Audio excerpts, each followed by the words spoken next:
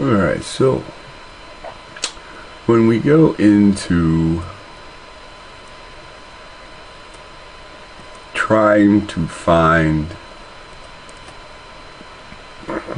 pardon me,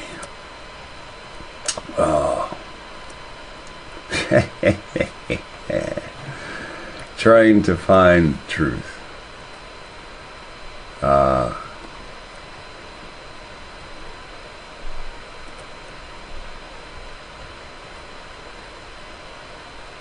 there are some things you can type in and you can find the same information passed down through history, and in these final days it's now public. Now what we're going to do is we're going to look at the creation of Prophet Muhammad. Now if you want to, in your spare time, you can type in the Vatican created Islam, and listen, you can see how the Vatican created Islam, Red Eye's Creations. You can listen to that broadcast. That's a Red Eye's Creations is a broadcast. They are secret Vatican briefings on the creation of Islam, how Roman Catholics created Islam and why. The Catholic Church did not invent Islam. Alright, so you can, there's that even exists. Here's a part 1 YouTube video. You know, there's why the Augustinian Roman Catholics. Now this shows you exactly who, highlighting which branch. The Vatican created Islam and Allah is Satan. Alright, so some of this stuff is Christian backlash, but you once we start getting into this, you'll see the reality of what's what. Alright? Now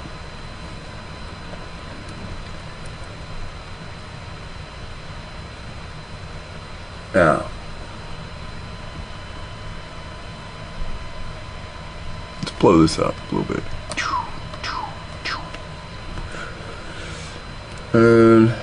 Editor's note. You just never know where or when some truly insightful information is going to cross our paths to share with you.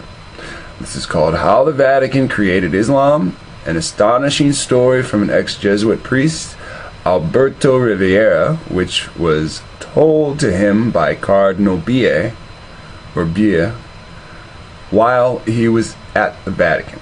Now, this part that we're going to be looking at is secret Vatican briefings on the creation of Prophet Muhammad. How about a comic book form of publication of important suppressed information about the Jesuit Vatican hand in the creation of Islam and Islam's founder, the Prophet Muhammad? According to the introduction to what you are about to read, this information came about Alberto Rivera. Now if you look up how the government kills people and you learn about the ice gun that shoots darts, this guy's name is who comes up. Like, I remember this because I have it printed out in a file. I always want to make sure no asshole points a BB gun at me, because I always think an ice dart's gonna come out. And you know, these ice darts, once they hit you, they usually have different types of toxins are used with it, and then the dart is made of ice, so it dissolves. So it's very genius way to play with people's lives, but of course it's still playing with people's lives. Now, says former Jesuit priest after his conversion to Protestant Christianity. It is his excerpt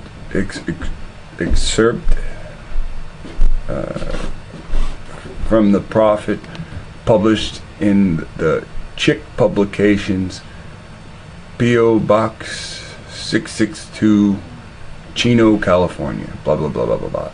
Sincere, its publication after several unsuccessful attempts on his life. He died suddenly from food poisoning. His testimony should not be silenced. Oops. My bad. His testimony should not be silenced. Dr. Rivera speaks to us still. The destruction of the Temple at Jerusalem by Nicholas Poussin, 1637. Alright, so if you look very closely, it's kind of interesting, that.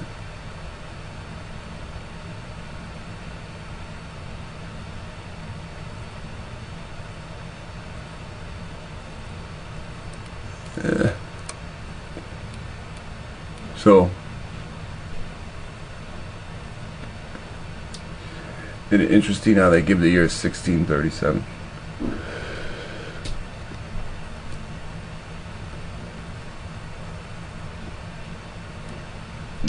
That's when it's painted.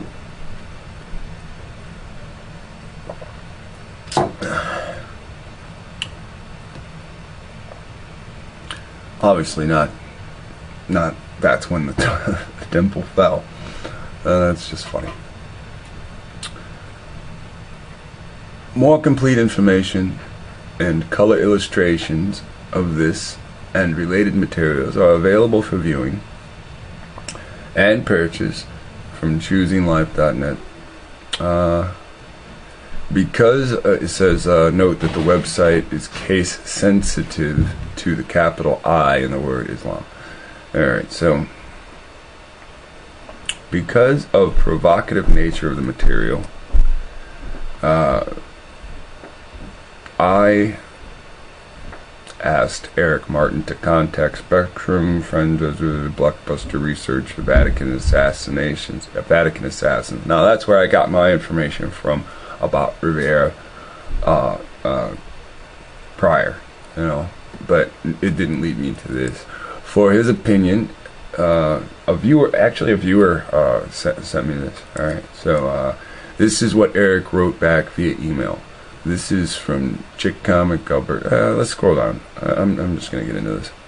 What I'm going to tell you is what I learned from the briefings, secret briefings in the Vatican when I was just a priest, under oath and induction, as a Jesuit cardinal named Augustine Dua showed us how desperately the Roman Catholics wanted Jerusalem at the end of the 3rd century because of its religious history and its strategic location. The holy city was considered a priceless treasure. Listen to this.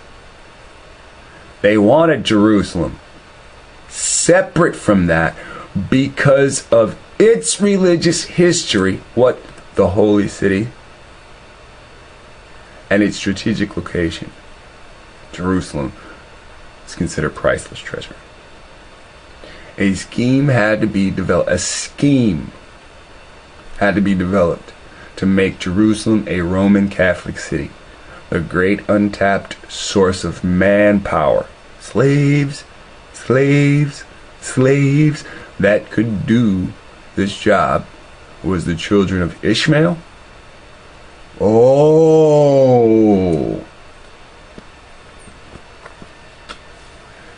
I get it. See, that was the nigga in me. I was trying to jump to the end of the sentence, but instead of reading what it actually said, right?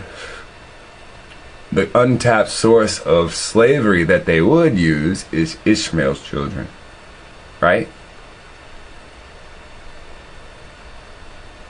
Give them the power to go out and enslave people. Isn't that what he did to the Christians? Let me ask you a serious question. Is that not what the Pope did to the Christians? I don't care which Pope it was. Columbus, I give you the power to go and enslave them all. The poor Arabs fell victim to one of the most clever plans ever devised by the power of darkness. Early Christians went everywhere with the gospel. I give you the power to go and conquer. Setting up small churches, but they met heavy opposition. Both the Jews and the Roman government persecuted the believers in Christ to stop their spread. Yeah, I don't know. I don't know about that line. But Jews rebelled against Rome, and in 70 AD,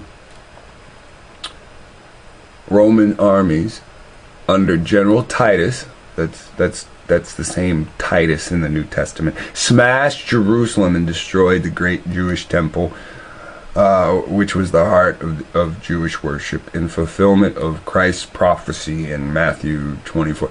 You read Christ's prophecy fucking how many years after this temple fell? Stop that bullshit. A prophecy has to happen before the event happens. I mean, does anybody take the good God-given sense to say, when was the book of Matthew published? I mean, fuck. If it's published after 70 AD, then it ain't a prophecy. This holy place, where the temple once stood, the Dome of the Rock Mosque, stands. The Dome of the Rock Mosque stands today as Islam's second most holy place. Sweeping changes were in the wind. Corruption, apathy, greed, cruelty, perversion, and rebellion were eating at the Roman Empire, and it was ready to collapse. The persecution against Christians was useless. Let me see if I can get this bigger.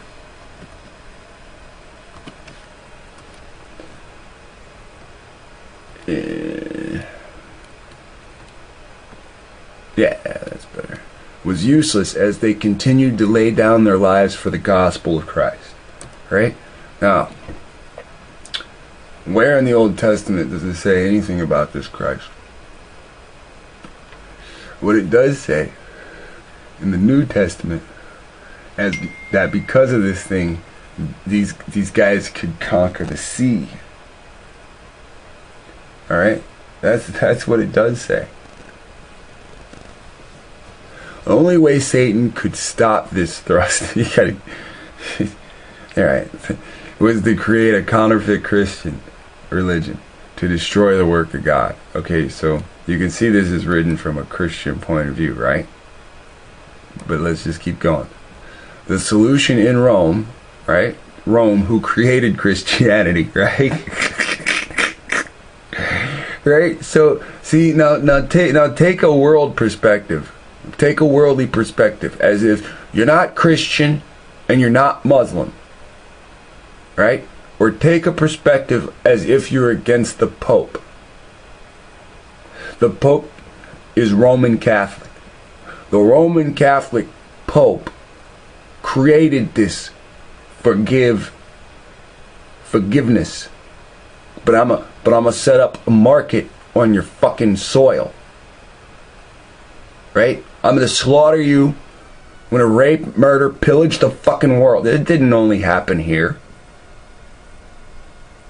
And then I'm gonna set it all up for a giant fucking commerce.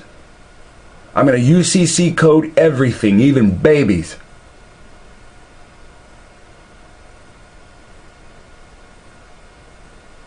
Forgiveness, motherfucker.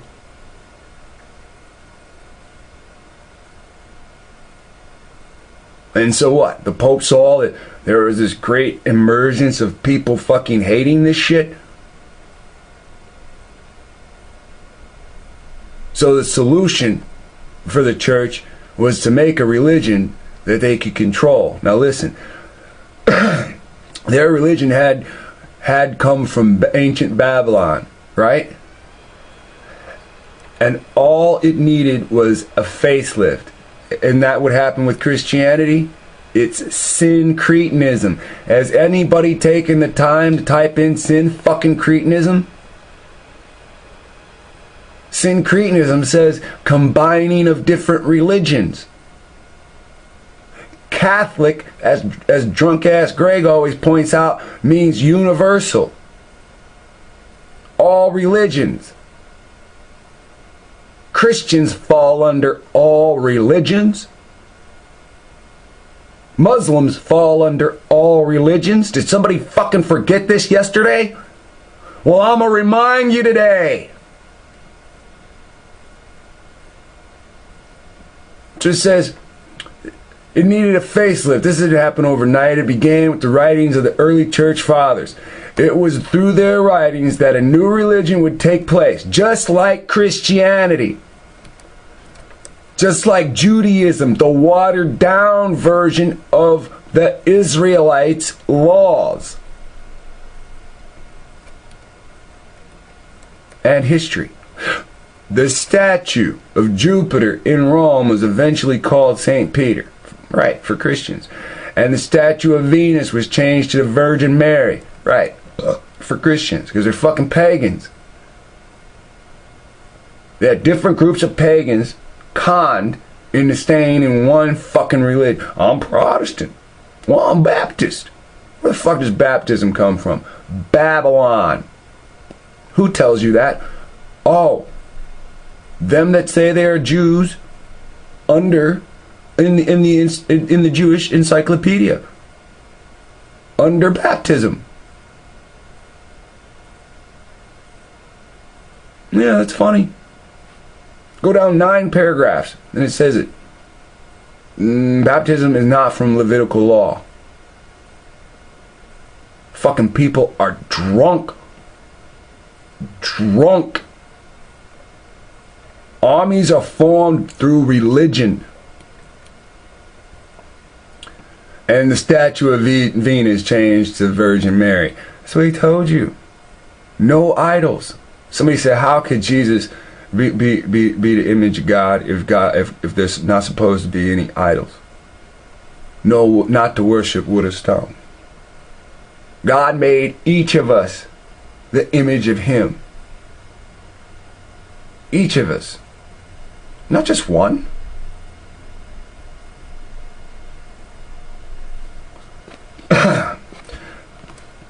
The site chosen for its headquarters was on one of the 7 hills called Vaticanus, the place of the diving serpent, where the satanic temple of Janus stood. So this is how the Vatican became the Vatican. It used to be the temple of Janus, right? This is what's being written here. The great counterfeit religion was Roman Catholicism, called Mystery Babylon, the mother of harlots and abominations of the earth. She was raised up to block the gospel. No, she wasn't raised up to block the gospel. She created the gospel, dear author of this. It's a veil to block the laws of man and mankind. That's what it actually is. The reality of things. Slaughter the believers in God, not in Christ. See, Christians did the same thing. See, this is the problem. That people don't want to admit the reality of history. Catholic Inquisition is the same as Islam. There are people, Muslims running around cutting people's head off for not accepting Allah. Do you accept Jesus Christ? No. Cut his head off, put it on a spike. That's Christianity. Do you accept the writings of Muhammad, and do you accept Allah? No. Cut his head off. Kick it down the street, put it on a spike. It's the same fucking thing.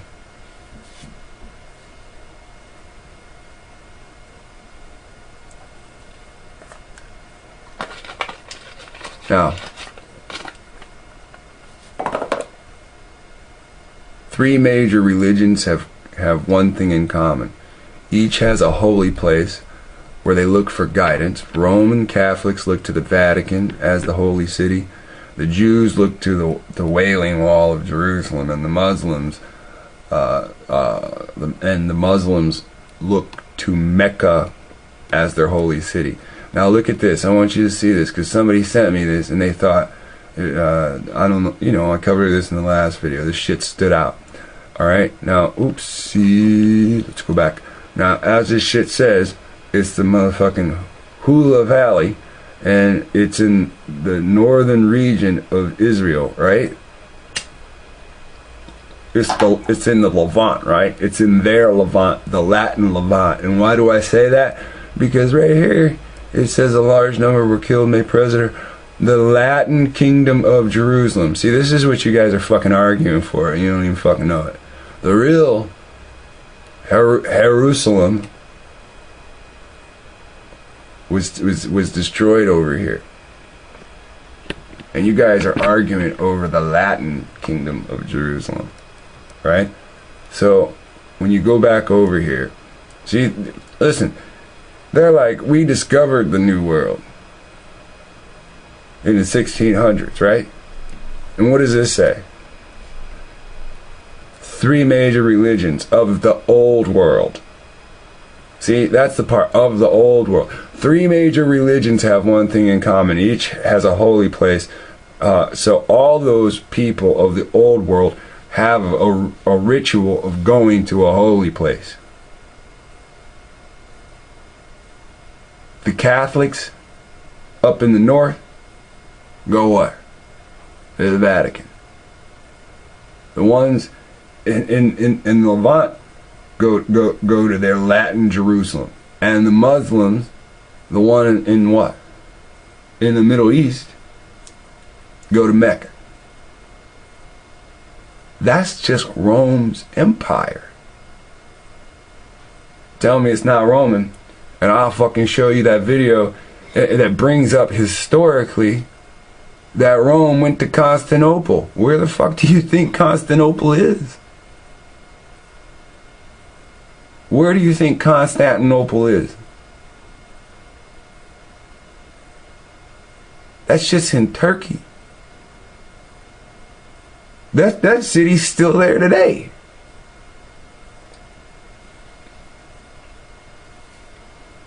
Turkey, Turks, Ottoman Turks. You do not want to go into history because you're lazy. And when anybody suggests it, you get offensive. I'm too busy fucking my kids' lives up. Stop bringing up what I'm doing wrong.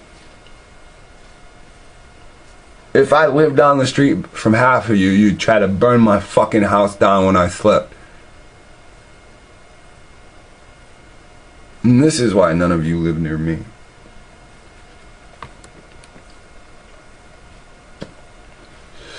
The great counterfeit religion, 3 major religions. Each group believes that they receive certain types of blessings for the rest of their lives from visiting their holy place. In the beginning, the Arab visitors would bring gifts to the house of God, and the keepers of the Kaaba were gracious to all who came. Some brought their idols, and not wanting to offend these peoples, the idols were placed inside the sanctuary.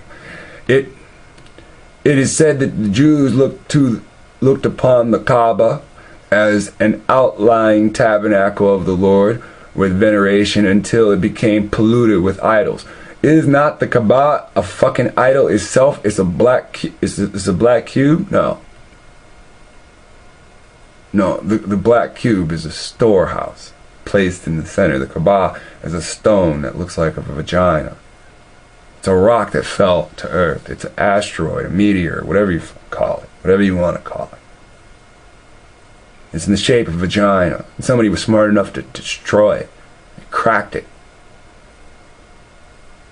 It was broken in half. And then these psychos took what? Silver or some metal and formed it around it to hold it together. Now it looks like the outside of a vagina than the inside. Combined. Yeah.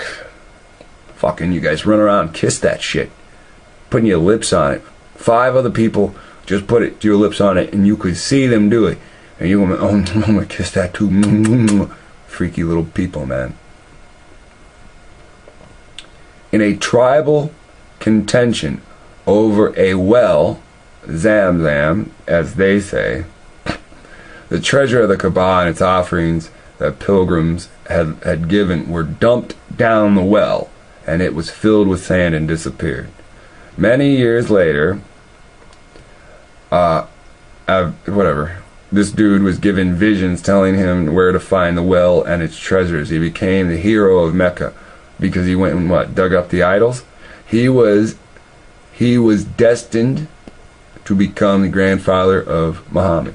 Now, if they took all the idols and dug them and dug a hole, or a hole already existed, and they dumped everything down there, this guy was, the idols called out to him and said, "Hey, come dig us up." And they say he was Muhammad's grandfather, right? Before this time, Augustine became the bishop of North Africa. Augustine, so Rome's influence in North Africa, and was effective in winning Arabs to Roman Catholicism, including whole tribes. It was among these Arabs converted to Catholicism that the concept of looking for an Arab prophet developed. Now think about what this Christian writer just said. The concept now, the church is in the job, the authority of developing concepts. Now there is already a people group that the Lord, the Creator, has stated, these are my spokesmen. Now Rome has conquered them. Greeks have conquered them. Babylonians have conquered these people. Each of these quote-unquote Hellenistic groups, heathen groups, has conquered them. Each of them have had time with the Israelites, or as they are called in the Bible. And yet, they are not learning from these mistakes. The Catholic Church has not died. It moved away, and the Ottoman Empire took over for a while. Then the Nazi Empire took over for a while, as all of these still bowed to the Catholic Empire.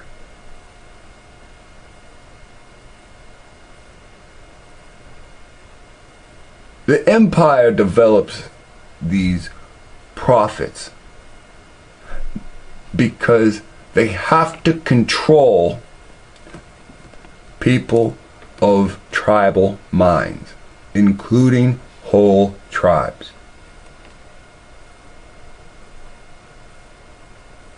Now, this writing is about the concept of looking for an Arab prophet. Now, they've already developed their Christianity, the syncretism that they're going to take from the Israelites, the Jews, the Hebrews, the bloodline. They've already worked with the Assyrians, and Tiglath-Pileser has done nation switching. They've already brought in Ashkenaz that call themselves Jews. They've brought in Khazars as well. Where is Khazaria versus Turkey? The Catholic Church says to them, you have to decide. You're going to side with what? The Arabs?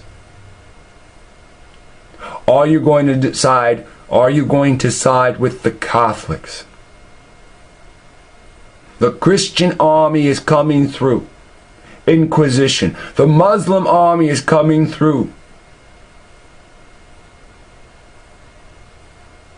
Who Whose army will you side with? And Khazaria says what? I want the deal the Sumerians got.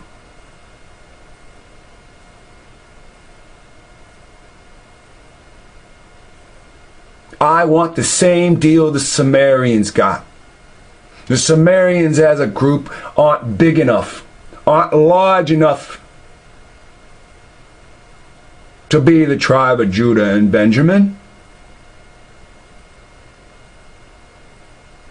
We want in. And everybody's fighting for the Levant. One day, later in history, we want the Levant.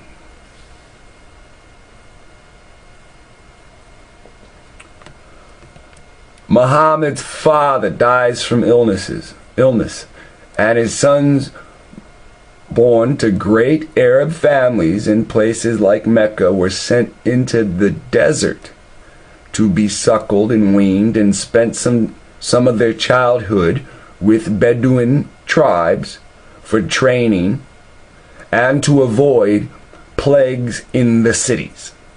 Now, you understand what's going on? When they brought war, they brought biological warfare to poor Arab communities.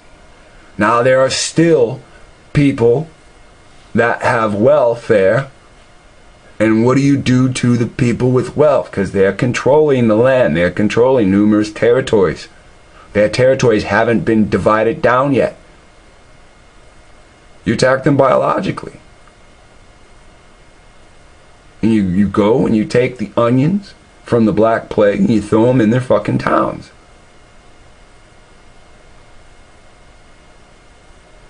So these rich families or wealthy families or great Arab families, whether it means they had wealth or whether it means they had a lot of people in their family, they were smart enough to take their sons into the desert, their daughters too, into the desert to avoid the plagues that were being dispersed into the cities during these wars. He says, after his mother and grandfather also died, Muhammad was with his uncle when a Roman Catholic monk learned of his identity and said, take your sons back to his country. Take your sons back to his country and guard him against the Jews. For by God, if they see him and know of him and that which I know, they will construe evil against him. Great things are in store for this brother's son of yours. Now, isn't that interesting that during the time of all these wars, he says, if the Jews see this person. Now, you think he's talking about the Ashkenazi or the Khazars? Or do you think he's really talking about the Israel? Do you think that this Roman Catholic monk who wrote down this situation, that took note of this happening, do you think he's talking about them that say they are Jews, or do you think he's talking about the actual bloodlines of Israel? It states, the Roman Catholic monk had feigned the flames for future Jewish persecutions at the hands of the followers of Muhammad. Now, this is the interesting thing. I myself have read in a book that someone sent me the link that Muhammad went and tried to teach the Israelites about Allah. And when the Israelites heard of that, they laughed because some of their writings had been taken and intertwined into Muhammad's teachings. And when Muhammad found this out, he became enraged and slaughtered Israelites. And that's why I've read about Muhammad killing Israelites myself, and that's why I've never become a Muslim, no matter what they offer. Because I read because someone was kind enough to share information with me. They sent me the page from a book. I don't know who the author was. I don't know what the book was, but I know what I read. And when I read it, I felt I could trust what I was reading.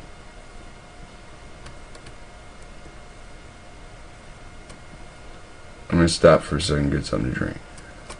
Alright, I got something to drink, and I got a fresh bowl of cannabism, and I'm going to read some more real slow.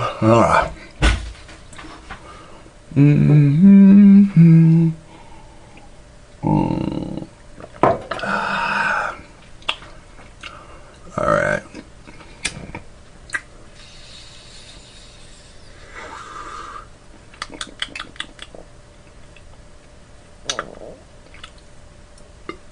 Excuse me.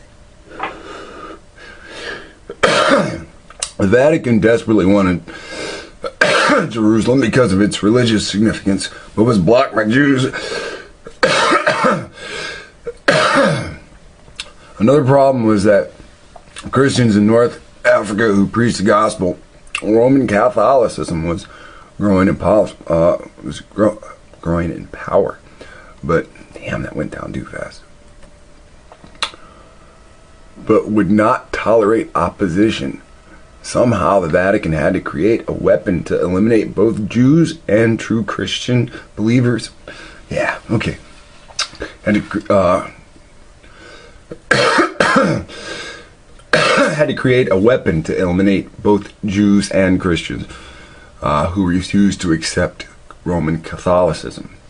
Now, I got to ask you, this idea of Christians, when Christians are Catholics. Now, if you try to tell me the difference between Christians and Catholics, I'm probably not going to get it, because it's still going to seem like the same pile of shit. And people aren't willing to accept that. When I say read the Bible and a Christian hears me, when I say read the Bible from the beginning and the Christian hears me, he still goes to fucking the book of Matthew. When I say the word of God, read the word of God through the mouth of the prophets, the Christian in his mind hears read the gospel, and he starts at Matthew. When the Christian sees precepts, that takes him into the Old Testament, he only reads that verse and says, oh, that must be Christ. So all this, to a degree, is nonsense. I don't talk to Muslims that I know of. Nobody, not one or two people have said it, but I'm not debating anything with them when they say I'm a Muslim. Not many people in my life have come up to me and said I'm a Muslim and started a conversation, or during a conversation have said that. But it would be the same thing if I say read the word of God. He would go to his Quran. See, the Christians' doctoral beliefs are injected at the end of the actual word of God. You turn one page back from the book of Matthew, and it's the book of Micah or Malachi, and it says, I am the Lord, I change not. The second you turn to the book of Matthew, shit starts changing. If it says his name's Emmanuel, then how the fuck is anybody interpreting it something else? Number two, how do we have Israelite writings when they're enslaved at the time?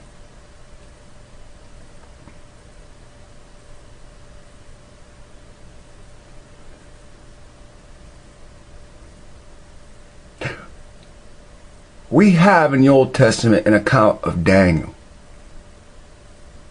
And Daniel shows how he grew to gain the authority to write things. He rejected Babylonian religion.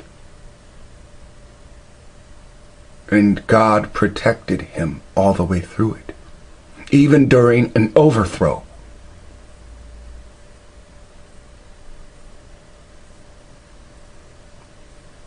Who do we have on the other end during Roman? Paul?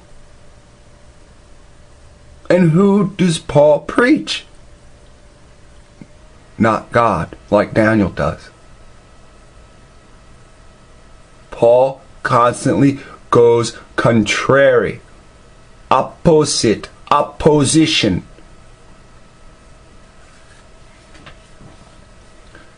Now I know some of you Christians hear me. Your mingled European claims makes you the Assyrian.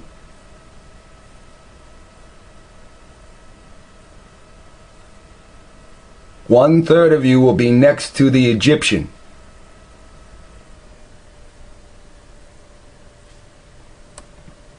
Oops. All right. So it says, looking to North Africa, they saw the multitudes of Arabs as a source of manpower to do their dirty work. Augustine appears on the scene. He knew what was going on. The monastery served as bases to seek out and destroy Bible manuscripts. So that's the actual Israelite writings, not Jewish writings, Israelite writings that were owned by what? The Bible calls them strangers. And somehow these people got the title of Christians before whatever happened with them and these people pushing this Catholicism. Yeah, it said Latin Jerusalem, so it's probably Latins. The Vatican, I mean, fuck man. Italians are Latins. Spaniards are Latins. Right?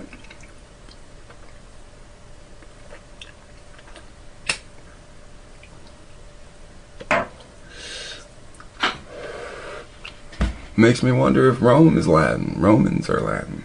I mean, Rome's in Italy. I mean, that was a stupid fucking comment by me, isn't it?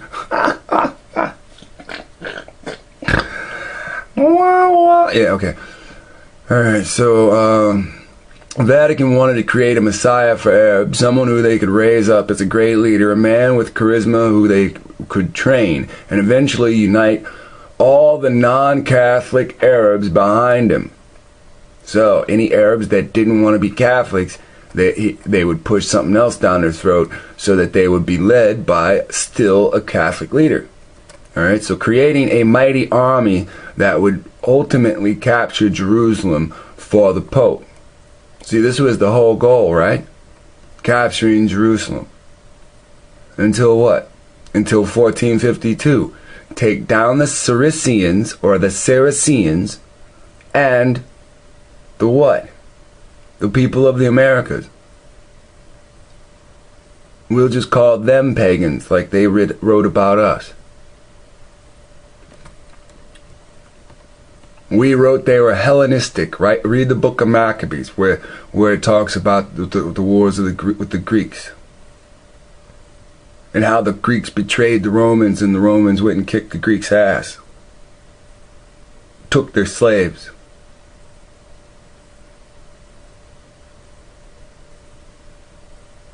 That's why you got Greek blood in Constantinople, right? Speaking Arab tongue.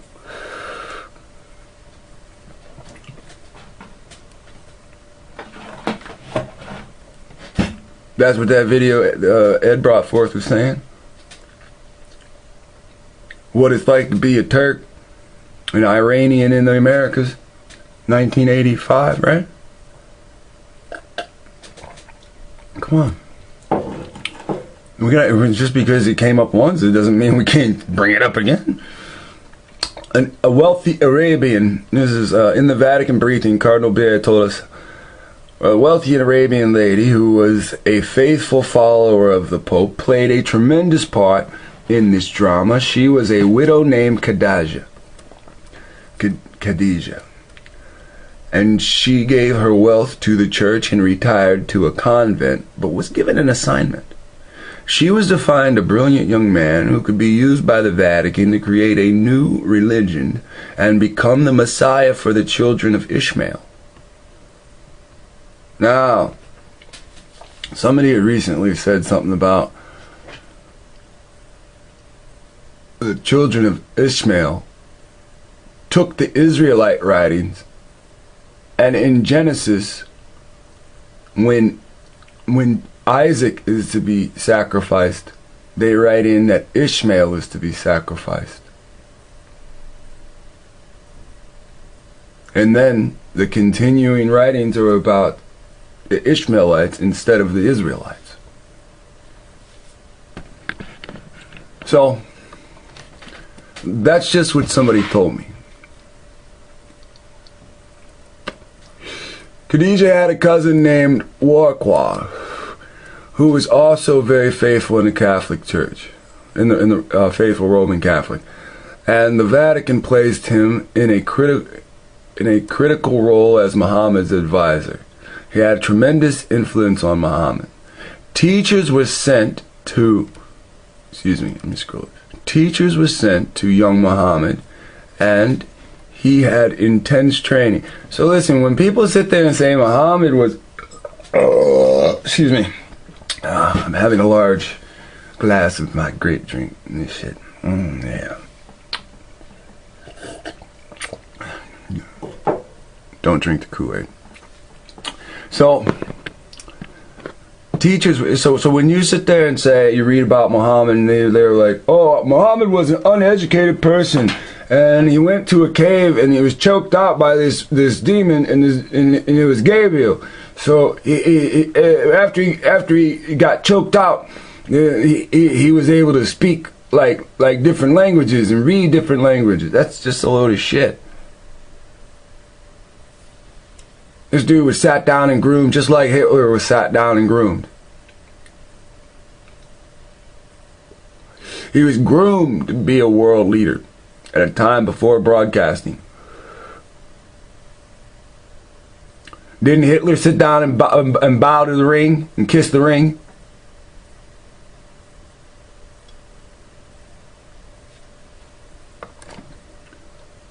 Time for a camera. It'd be silly for me to try to show you Muhammad bowing down and kissing the ring of the Pope, wouldn't it?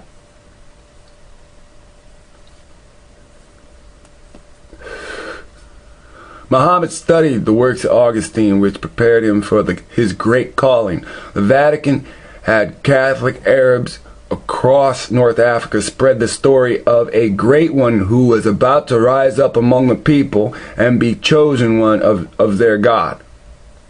While Muhammad was being prepared, he was told that his enemies were the Jews, and that the only true Christians were Roman Catholic. He was taught that others calling themselves Christians were actually wicked impostors and should be destroyed. Many Muslims believe this. Now again, this is authored by a Christian. He said, if you want the complete comic, because no one would publish this. Riviera was an ex-bishop. People to this day believe he was assassinated. They call it a Jesuit assassination. If you don't believe me, I type it in. I'm not saying anything that don't exist on the internet. I'll take one of these. Catholic Vatican created Quran, right? And you can look and see the Quran was created. It's not even 100. I don't think it's over much older than 100 years old. All right, and Jesuit.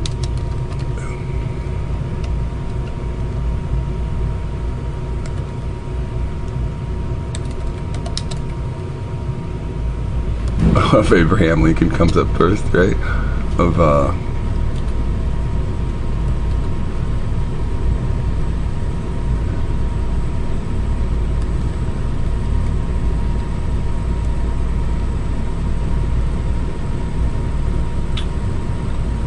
Alberto Rivera comes up. There we go.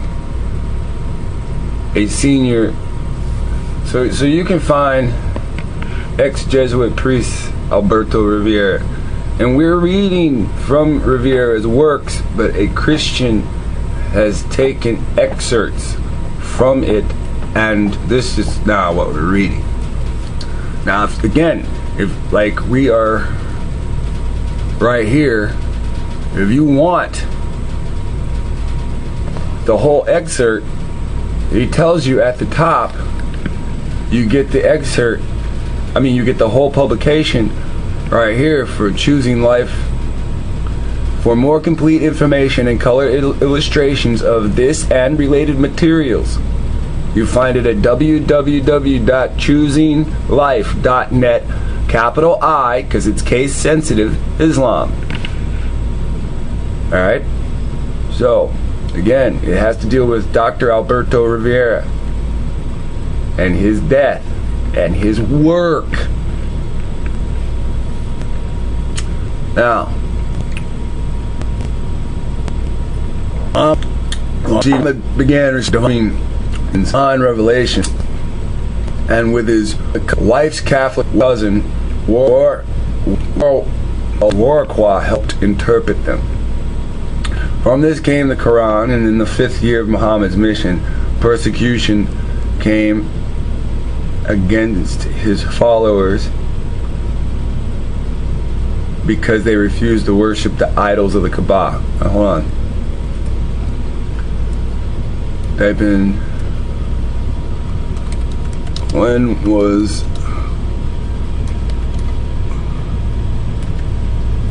Quran written?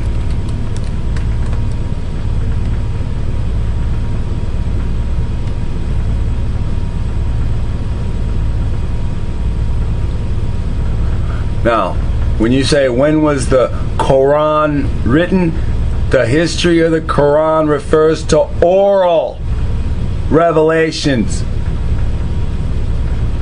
Oral. And that means it's not fucking written. Oral revelations into a compilation into a manuscript. You understand that? His fucking feverish talks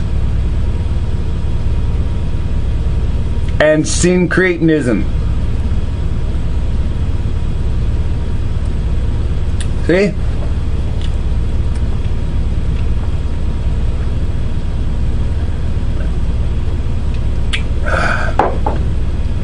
So his cousin helped translate him.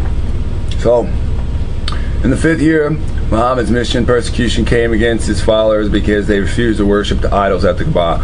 The idols that his grandfather dug back up. You see how funny that is?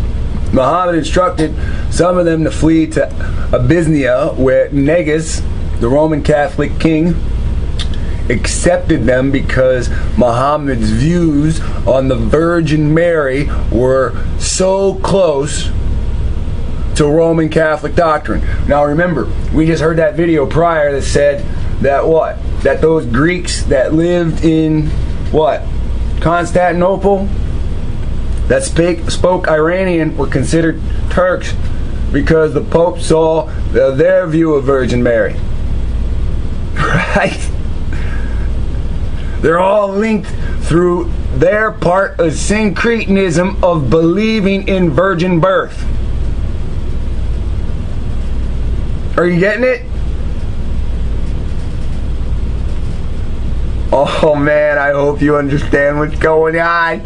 See, that's your belief system. It came from your pagan gods. They got that same belief system, right?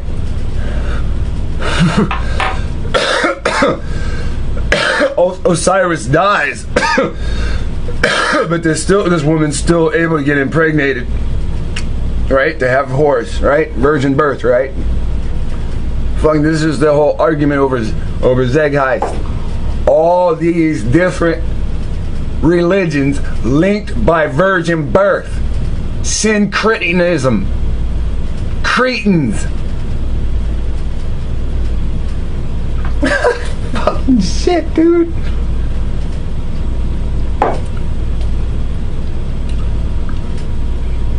Muhammad later conquered Mecca and the Kaaba was cleared of idols. History provides that before Islam came into existence, the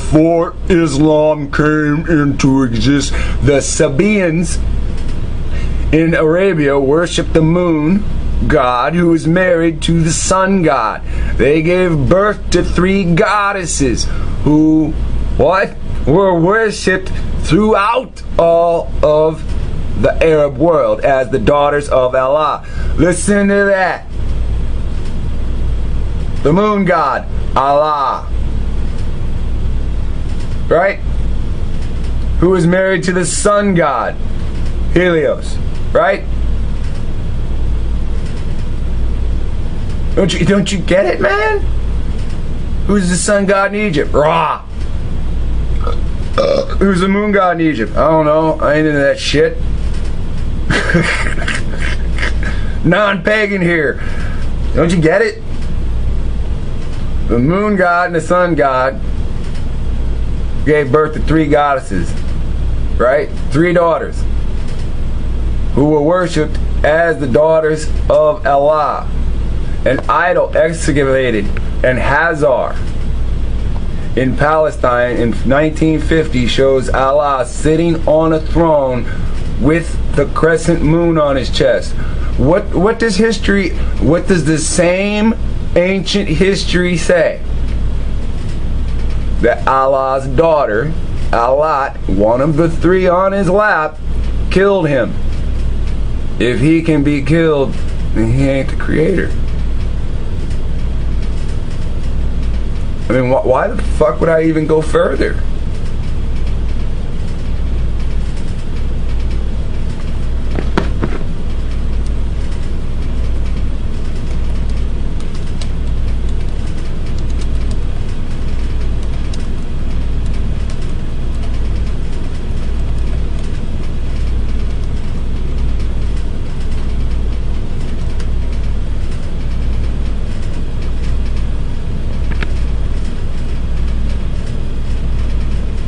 I'll watch my own 20-minute motherfucking video, man.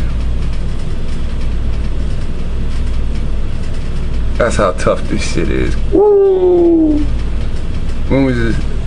What year was this? This is in 2012! This is me in 2012! I was like, I'm gonna put on a shirt. Yeah! Going to a new series. Yeah, nigga, get him! Know who you worship. That's right. That's me. Know who you worship. And today... Wow, time machine, right? Wow! Without any disrespect or bigotry or lies, I want to show you what how I was led through this through the Spirit. And hopefully, alright, let me turn that so you guys don't get any glare from the light above. And hopefully that's angled so you can see the titles too. Alright. So, just in case you can't, I'll just lift it up if I need to. Alright, first, we all know there's a cube in Mecca, and everybody that goes there walks around it clockwise and counterclockwise or whatever they do. And here, just so you can see that right up in front. Yeah, you should be able to get a good shot at that. So, black sun cube, Saturn, okay? And when come on, man, metal around it. Now, that's the inside of the box, man. It does say in the Bible, do not worship the gods of wood and stone. Come and on. type in companies with cube sculpture. Come on, man. Give it to me. Satan's right now. Yeah. He's the king of it. He wants to lead you into hell. Rubik's Cube, man. Come on. And now, this is... There's the vagina. That's the metal vagina that they made, man. Have children, this is a good time to send them out of the room for a minute, alright? Take your kids away. This is a medical, like I said, I typed... They go take your kids away. In medical diagram. I hope I don't offend anybody by this. I'm trying to show you something. Like I said, keep this shot in mind. Hey, this is back when I gave a fuck. Listen to that. I don't want to offend anybody. Now, I'd like you to look at this one. This medical diagram of the woman's vagina. Off the overlay lines right there. You don't need to look at that anymore. We can now see it's the same shape. Look at that. See how badass that was? I just held it up. I used future paper. I'm just playing. We can now see it's the... BAM! Oh, got it. What is it? 56. 55. Yeah, that's horrible. We can... See that? That gateway. Children need to come down the gateway. You now see it's the same shape as this. Oh my god. I know, here. See that? Fucking speedily dark. In there, you should look it up on your own screen, but in there, there's a little fucking face. Like, that's what's about to come down fucking out of that thing. Like this, it's creepy. They let me, in the hospital, they let me help deliver my wife's fucking, my baby. It was so crazy. Like, I mean, I could, like, I was in street clothes. They didn't even fucking, like, hey, you should get in this gown or anything like that, dude, man. I think they would have let me catch if I wanted to, man. I mean, it's crazy. It was so fun, though.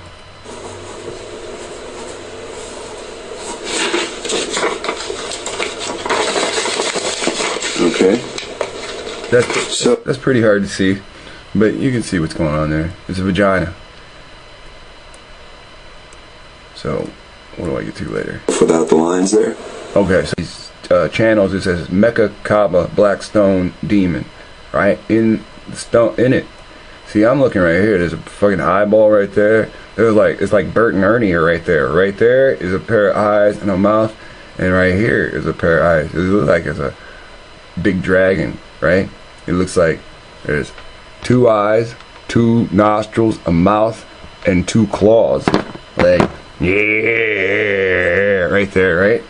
But, you know, everybody sees different shit in there, right? It's very good. But this is what they bow down and kiss, right? I caught the common cold and the herpes by kissing the outer rim of the metal vagina. Monic, there's a horn there. See the horns? Oh, I do, Lex, thanks. See that shit? It looks like a horn there and a horn there, and look it up on your own screen. And when I scroll down to the bottom of this, I left links. Oh, see? I used to do all kinds of nice shit. It looks like some kind of goat thing. It looks like a camera. When we go into Goddesses of Persia... Teach me something! School me! There is Infinite 8 Design came up first, came up first, and I was looking for this name a lot because I talked to a brother from Canada that's out there working with Brother Ricky.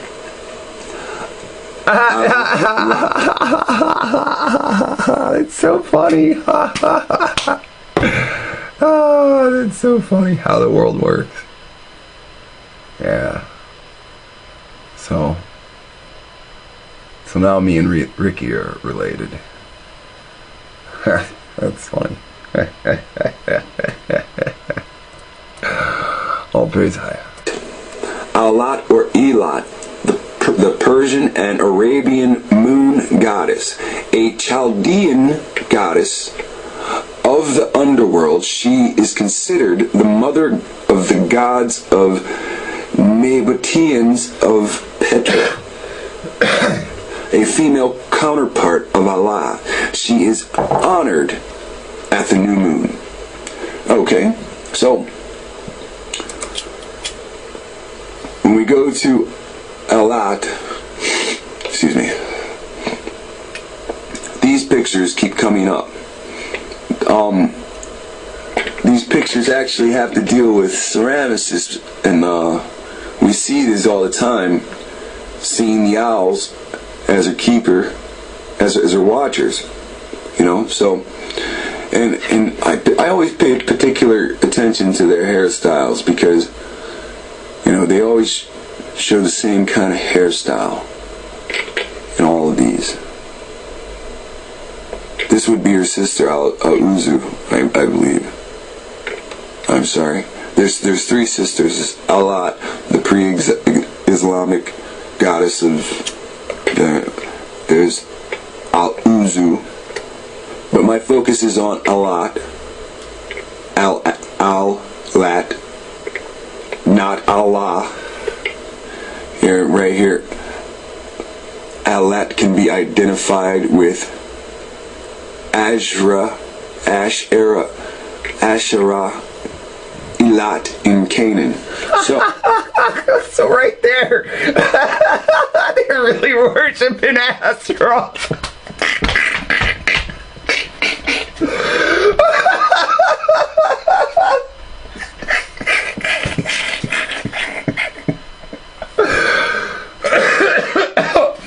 Oh shit, dude. Oh my God. It's woman worship again. Hey, listen, you don't get it yet. You gotta crack open a Time Life book and Gods of the World, encyclopedia of the fucking mythology or any of that shit. It'll tell you, like, Allah was murdered by his daughter Alat. And this will tell you in different parts it's his lover. And it'll tell you her name's not really Alat, it's really Asheroth. Yeah, it really fucking is. So see the dance? See the name game? Asheroth is rejected in this land, so this demon or this entity or this fallen angel will go being worshipped over here under another name. Right? Right here. Alat can be identified with Asherah, Elat in Canaan. So, her name is Alat, but her biblical name is Elat, and we can find her in the Bible. And as you can see, these pictures keep coming up over. See how I fucked that up back then? Nobody corrected me. Her biblical name is Asherah, or Asheroth. Not Elam. She was worshipped in Elam. Fucking idiot. See, I told you I wasn't smart. Over again, and Alat is then the direct descendant of Lilith. How? Now it's kind of this is I just stumbled on, you know. So this is kind of a interesting thing, you know. But that's great. That gives me a little bit of clarification. It says Alat and Lilith right there. Paganspace.net. So, like I said, this is what I was told to chase down in the spirit. Alright, so when I go Alat Hebrew Bible, right here it gives me a Wikipedia. It says a temple and shrine dedicated to Alat in Tev, Strong's Hebrew and Aramaic dictionary of Bible words. Okay, now when I go to the Wikipedia, you can still see that same exact hairstyle over and over again throughout the pictures that were over here. Whether her hair be down, her back, or you know, but it's still the same hairstyle. Pulled straight to the back. Kind of like a mullet without the sideburns cut. I'm not making jokes, I'm just saying. So, it says it's the chief goddess of Mecca.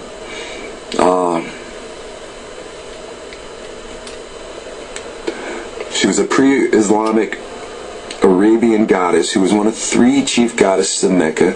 She is mentioned in the Quran, blah, blah, blah. Not to be rude, I'm just saying blah, blah, blah. I'm not going to read it. So, when we go over here, I found another link, and when we go down here, it says, a town captured by Hebrews in Joshua, Beth Anoth, is the present-day town of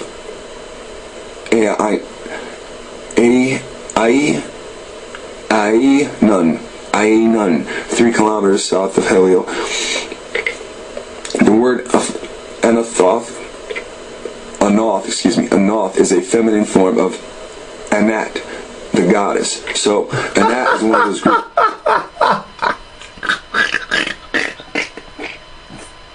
So that's just the Egyptian Anat.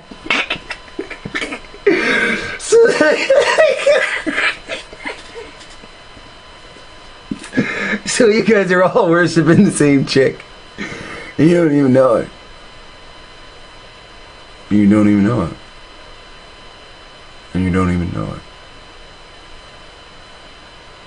it. Goddesses, right? This is Alat in the Canaanite form.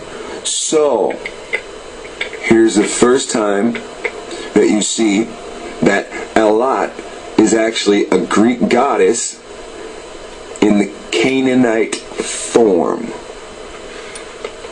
So the Persians were worshiping. Somebody came first. Somebody came second. She's not going onto all these groups at one time. She's not pulling all these. Ooh, maybe it goes back to Babel, the Tower of Babel. Maybe it goes back to the Tower of Babel. Because a lot of different nations were there, right?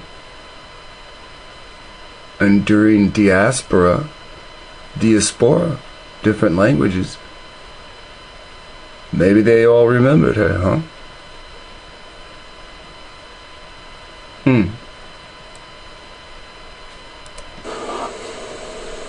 A Canaanite form of a Greek goddess. Okay?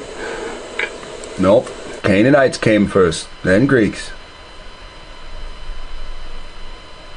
Greeks established themselves way after Greeks were known. Canaanites were known worldwide.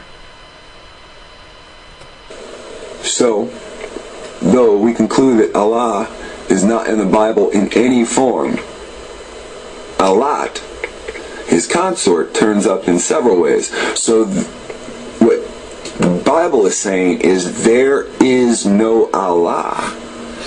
But there is an Alat. His consort turns up in several ways. So we conclude that Allah is not in the Bible in any form. Alat, his consort, turns up. Okay, scroll down a little bit. There's a very interesting point coming down here. Isn't it?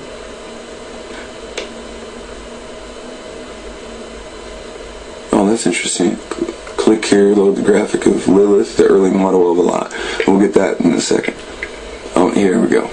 Now, click here to see the phallic god who is the counterpart to Alat. So now we're dealing with Romana interpreter and Grecian interpreter. Okay, this is the interpretation of who gods were in different countries using different names, right? We just heard from me 4 years ago telling us there's no biblical Allah, but there's a consort to Allah. Outside of the Bible, there's a consort to Allah. It's Alat. Alat's ancient names are Anat and Asheroth. Ashur is in there. What people groupers just said. Ashur. who joined with the Assyrians, right? Asherah. Now, right here. We'll do that in a second.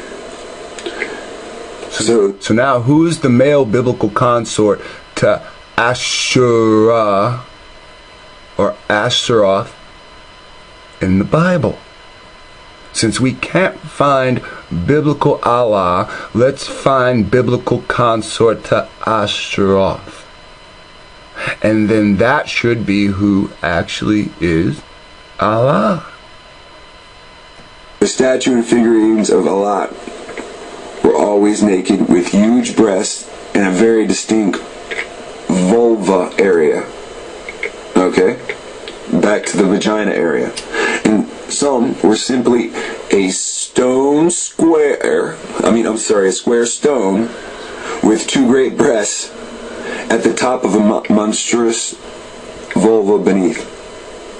So on top of the square, a square stone would be two breasts and then a big vaginal area in the bottom. These be your gods, dear Roman Catholic friend. So he's telling them that the Roman Catholics are even worshiping this. Alright? She had to give the male idol his sexual power. She doiled it out as long as it satisfied her. Let me set this down. Satisfied her. In the paganized, cannibalistic Hebrew legend, Allah's lookalike sent incubi and succubi to tempt and sexually molest men and women in their sleep. Bam! Lexwill. You're bringing out the knowledge. Alright, so click here to see the phallic god, who is the counterpart of Allah. There you go. A giant serpent. Isn't this a serpent from Genesis? That be Satan, right? That goes right back to the black cube. Are you paying attention? Now, who did we find out is Satan in the garden?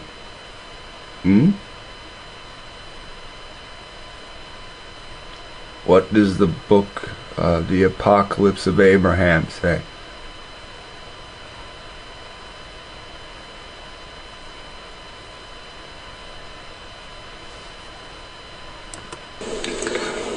this is the Lilith and Alat.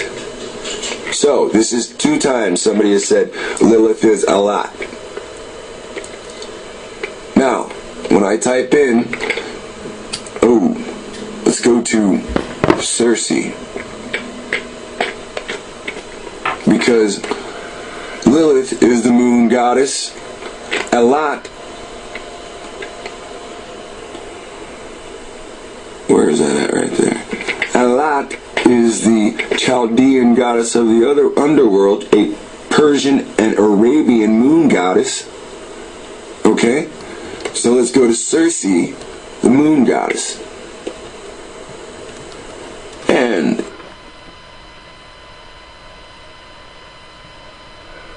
so the people in the north called her Circe. Alright. So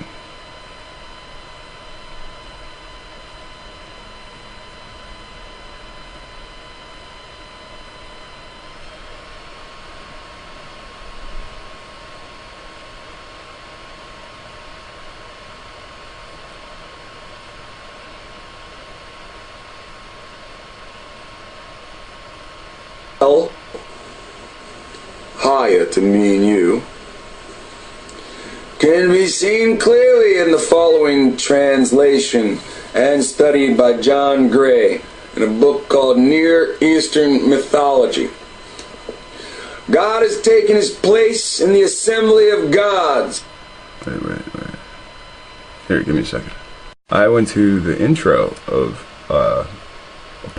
my video of Apocalypse of Abraham. I didn't go to the actual video. So that's what we did. So we'll get to this in a second. Listen, you have no permission to tempt the righteous at all.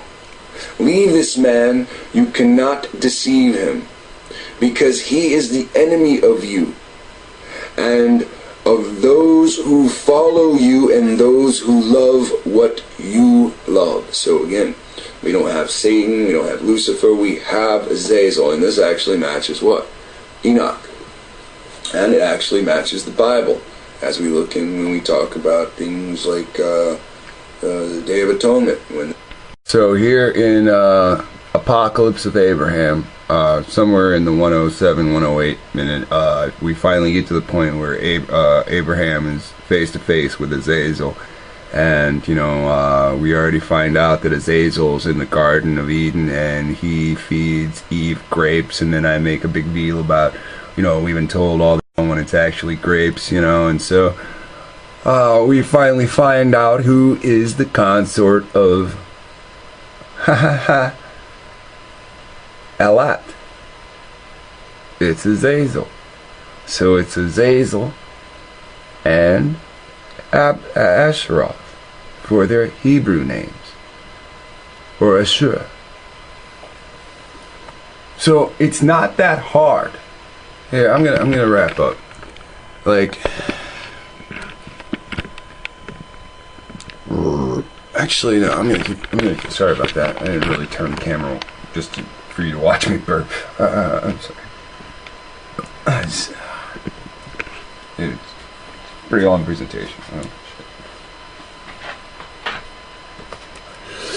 Okay, so history proves that before Islam came into existence, the Sabaeans and the Arabian worshipped the moon god, who was married to the sun god. So it's Azazel, right? And the moon god is Alat, who is Asheroth, right? So come on, man. We covered this 4 years ago. You guys just, you're deaf to it. You're deaf to it. So when you sit there and say, I'm a Muslim, what you're saying is you're worshiping Azazel. And you don't even know that's what you're saying.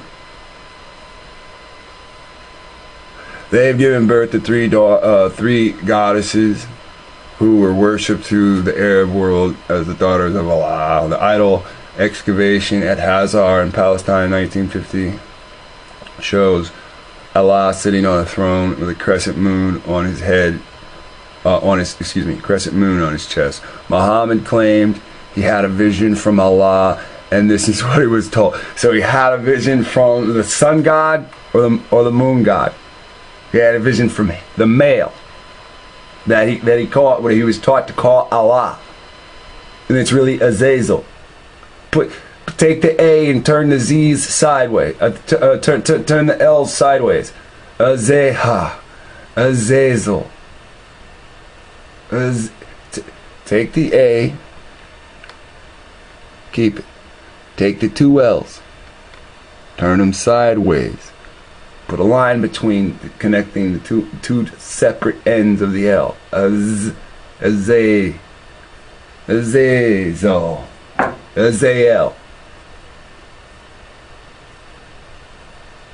Come on. It took me 4 more fucking years to figure this out.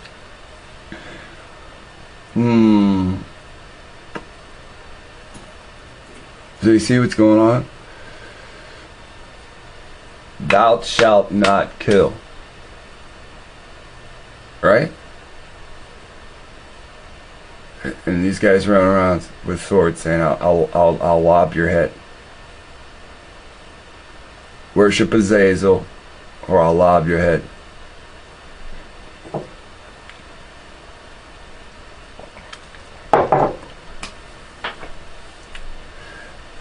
This began, look, 4 years ago, I only figured out the female. I had to pause the video, flip through another video that I made to figure out who the male consort is. It's the serpent. Who's the serpent? Well, I learned that the serpent in the Garden of Eden is actually Azazel. And I forgot. I didn't really forget. I just wanted to show it on film. So if you need me to,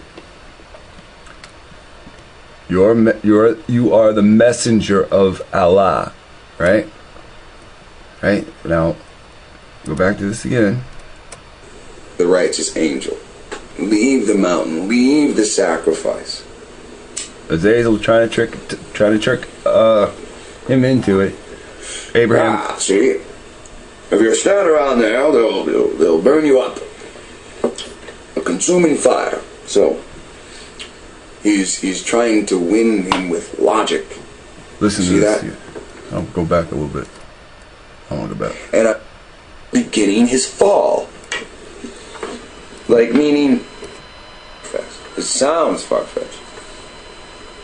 At least to me. Chapter 13. I did everything commanded me by the angel, and I gave the angels who had come to us and divided the animals, but the angel Jael took the birds, and I waited until the evening sacrifice, and there was an unclean bird flew down upon the carcass, and I drove it away. So this is what they're talking about. Azazel is the unclean bird. That's why he gave the...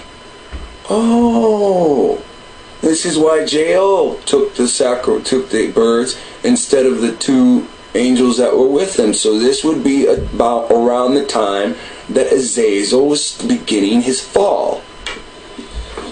Like, meaning he had already started doing something wrong, and they had already had enough evidence to question Azazel. So this is when Azazel is in heaven, and he's still considered a righteous angel, and he's about to fall. Check this out. Then and there an unclean bird flew down upon the carcass, and I drove it away. The unclean bird spoke to me and said, Abraham, what are you doing upon these holy heights, where no man eats or drinks, and there is no food for man here, but these heavenly beings consume everything with fire and will burn you up. Forsake the man who is with you and run away, because if you ascend into the heights, they will destroy, kill, and make an end of you. So now you have the unclean bird, who is Azazel, and Azazel on the earth, and he's telling they're not in heaven. So Azazel probably already fell, and he's telling him to go against the righteous angel. Leave the mountain, leave the sacrifice.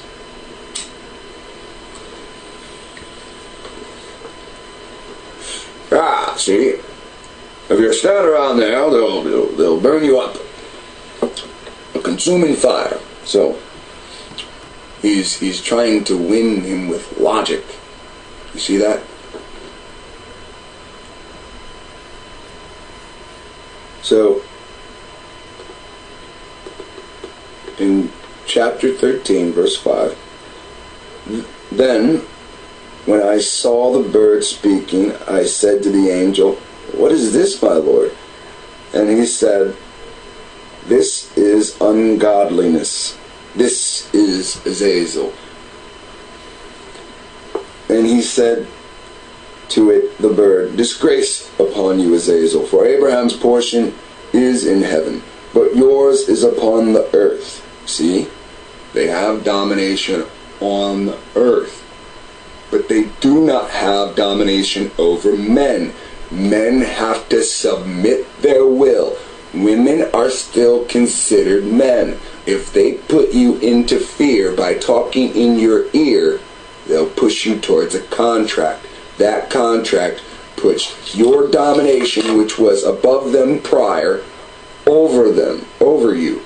So you are now subservient to a demon. Fallen angel or not, it has no power over you. They were stripped of that power. They are weak men until you give in to them, then they become stronger. If they die, they come back to something different. So they know how to. I don't know if it's years in between, it doesn't matter. They get to come and go until Judgment Day. They fell. So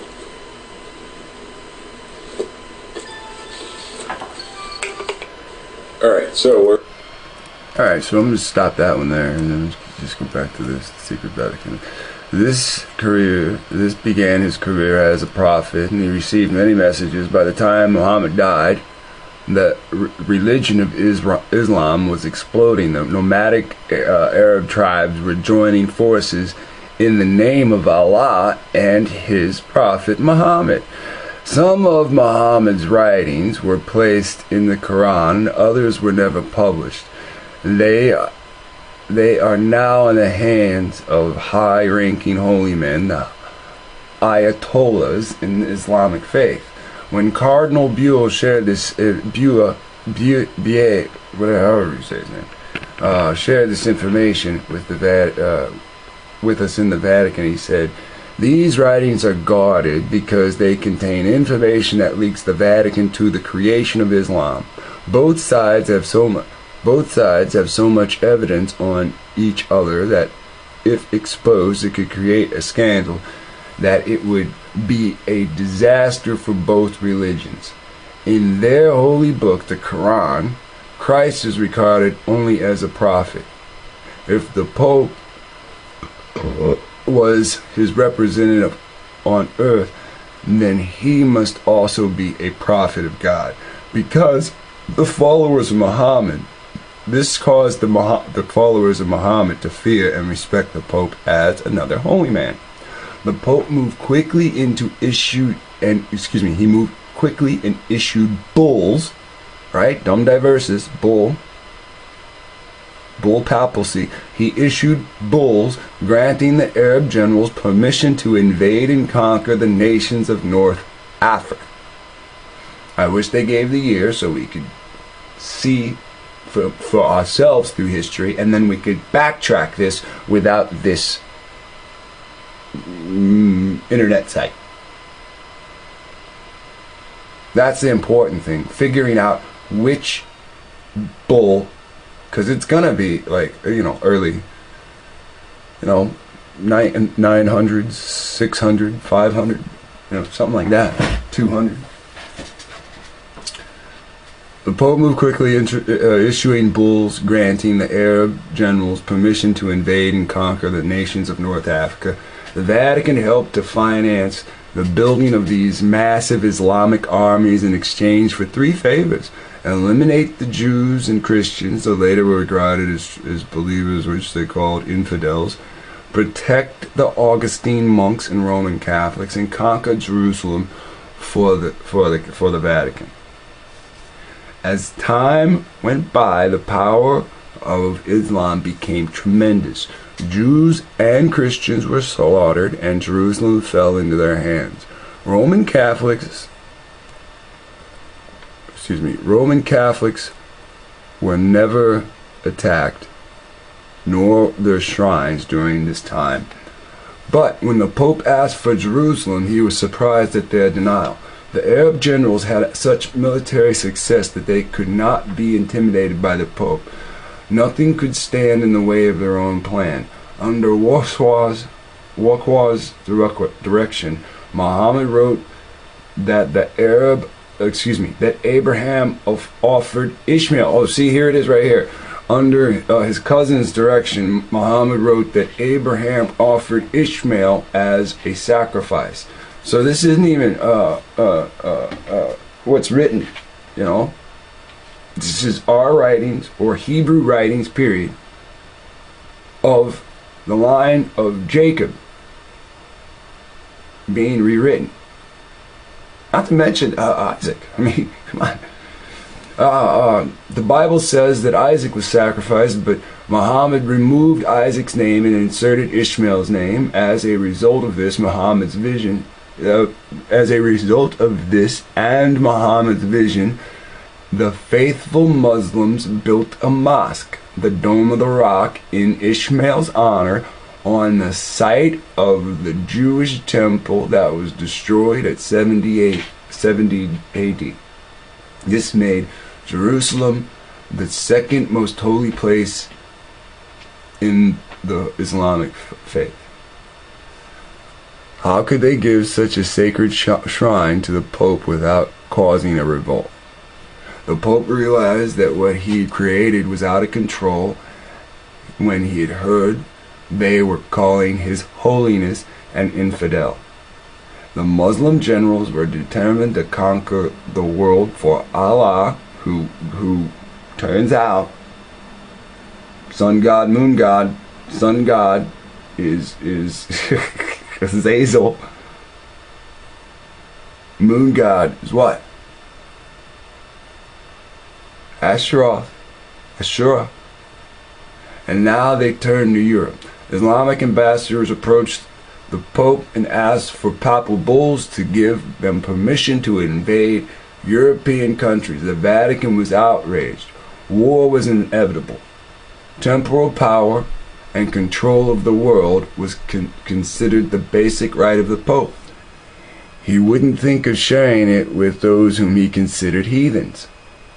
Now, he created a religion for them, propped them up, and then, and again, he considers them heathens. As he's calling them heathens, they're calling him a heathen. And their word is infidel for it, right? The Pope raised up armies and called them crusades to hold back the children of Ishmael from grabbing Catholic Europe. The Crusades lasted for centuries, and Jerusalem slipped out of the Pope's hands, right? Turkey fell, and Spain and Portugal were invaded by Islamic forces. In Portugal, they called a mountain village Fatima in honor of Muhammad's daughter, never dreaming it would become world famous. Years later, when Muslim armies were poised on the islands of Sardinia and Corsica to invade Italy, there was a problem. The Islamic generals realized that they were too far extended. It was time for peace talks. One of the negotiators was Francis of Assisi. As a result, the Muslims were allowed to occupy Turkey in a Christian world, and the Catholics were allowed to occupy Lebanon in the Arab world. It was also agreed that the Muslims could build mosques in Catholic countries without interference, as long as Roman Catholics could flourish in Arab countries.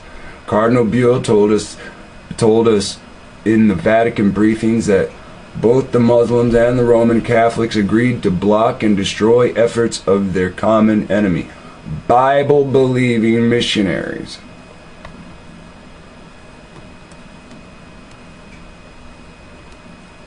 Let me scroll down a little bit. Through these condorants, Satan blocked the children of Ishmael from the knowledge of Scripture and truth. Again, it pushes a lot of stuff here. Now, the Islamic community looks on the Bible-believing missionary as a devil who brings poison to the children of Azazel. This explains years of ministry in those countries with little results. The Vatican also engineers a campaign of hatred between the Muslim Arabs and the Jews. Before this, they had coexisted peacefully. A light control was kept on Muslims from the Ayatollah down through the Islamic priests, nuns, and monks. The next plan was to control Islam. In 1910, Portugal was going socialistic. Red flags were appearing, and the Catholic Church was facing a major problem. Increasing numbers were against the Church. Jesuits wanted Russia involved, and the location of Fatima could play a key role in pulling Islam into the Church. In 1917, the Virgin appeared in Fatima. The Mother God was a smashing success, playing to overthrow crowds. As a result, the socialists of Portugal suffered a major defeat.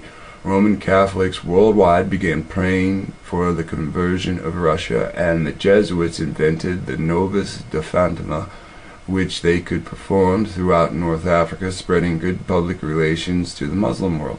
The Arabs thought that they were honoring the daughter of Muhammad, which is what the Jesuits wanted them to believe. As a result of the vision of Fatima, Pope Pius XII ordered his Nazi army to crush Russia and the Orthodox religion and make Russia Roman Catholic. A few years after he lost World War II, Pope Pius startled the world with his phony dancing son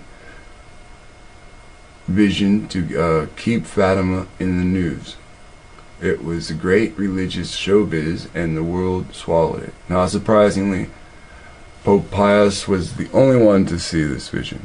Alright, so I'm almost at the end, right? Yeah. So, as a result, a group of followers has grown into a blue army worldwide, totaling millions of faithful Roman Catholics ready to die for the Blessed Mary. But we haven't seen anything yet. The Jesuits have their Virgin Mary scheduled to appear 4 or 5 times in China, Russia, and major appearance in the U.S. What has this got to do with Islam? Note, Bishop Sheen's statement, Our Lady's appearances at Fatima marked the turning point in history of the world's 350 million Muslims. After the death of his daughter, Muhammad wrote that she is the most holy of all women in paradise next to Mary. He believed that the Virgin Mary chose to be known as Our Lady of Fatima as a sign and a pledge that the Muslims who believe in Christ's virgin birth will come to believe in his divinity. Bishop Sheen pointed out that the pilgrim virgin statues of Our Lady of Fatima were enthusiastically received by Muslims in Africa, India, and elsewhere, and that many Muslims are now coming into Roman Catholic Church. Dr. Alberto Rivera, 1998. Now, I'm going to take a real quick minute and talk about this real quick. I didn't have to go into a great big study to find this. Somebody sent it to me. Alright? And sitting back and seeing like all the shit that happened with the Princess Diana and Dodi Fayed and their death, and how these people planned on the merger of Catholicism and Islam. Like, this has all just been pre-planned. Now, if you understand that they died, a while ago, and then they had the dove of Catholicism, and the moon and the crescent moon and star of Islam at their funeral, like in these gold ain't cheap, man. Like in these gold, idol, you can see what's going on when they sit there and say, like, I didn't make this up. The talking heads have already been given the title Chrislam and shit, and Islamity. It's I don't know how the fuck they say. I think it's just Chrislam, but it's just taking one on one and combining with the other, And these are the armies of Lucifer building. No, they're gonna have a war, and the ones that can't coexist, their beliefs, they gonna send those people out. The ones that can coexist, they gonna utilize that for the Luciferian army, and they just don't see it because they're dealing with Azazel. That's the big thing. Romans and Greeks have something called interpretia. How to interpret whom entity-wise. Entity-wise. Which God are you dealing with? Now, when these people say gods, don't be fooled. They're not necessarily talking about forefathers all the time. A lot of times they're talking about entities and how to interpret which one it is based on its characteristics, because everything has personality. And Azazel has a unique personality. And this is what it has to do with. Their god is Azazel. Based on their goddess is the moon goddess. So, you can look up this information if you want. It's the creation of Prophet Muhammad. You can believe what's written if you want. You can do whatever you want.